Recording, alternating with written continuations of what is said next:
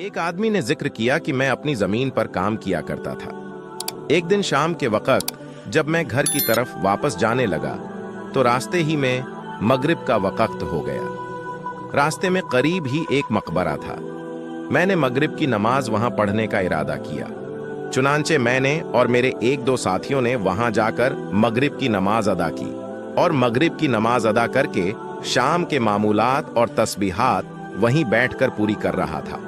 और जब धीरे धीरे अंधेरा छाने लगा तो अचानक मुझे किसी के कराहने की आवाज सुनाई दी। मैंने इधर उधर देखा तो कुछ नजर न आया।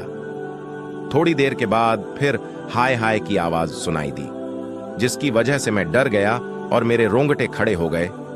फिर जब मैंने आवाज की तरफ ध्यान लगाया तो आवाज कब्र के अंदर से आ रही थी। मैं कब्र के पास गया और अपने कान कब्र से लगाए तो कब्र के अंदर से हाय हाय की आवाज के साथ यह आवाज भी आ रही थी कि मैं तो नमाज भी पढ़ा करता था और रोजे भी रखा करता था, फिर मुझे यह सजा क्यों दी जा रही है। और उसकी आवाज ऐसी दर्दनाक थी कि मैं बयान नहीं कर सकता।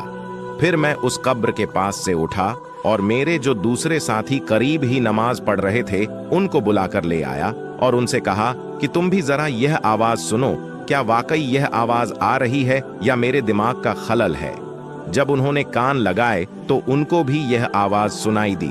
उन्होंने बताया कि यह सचमुच की आवाज आ रही है, तुम्हारे दिमाग का खलल नहीं है। बहरहाल उस दिन तो हम जल्दी से अपने मामूलात पूरे करके वापस चले गए।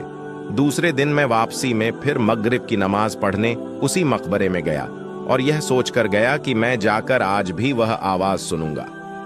आया वह आवाज आज भी आ रही है या नहीं।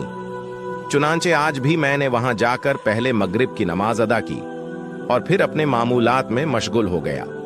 फिर बिल्कुल उसी तरह आज भी कब्र से आवाज आने लगी जिस तरह पहले दिन आ रही थी, और मैंने कब्र के पास जाकर कान लगाए तो वही अल्फाज सुने जो कल सुने थे। इसलिए मुझे यकीन हो गया कि इस मुर्दे को कब्र का अजाब हो रहा है।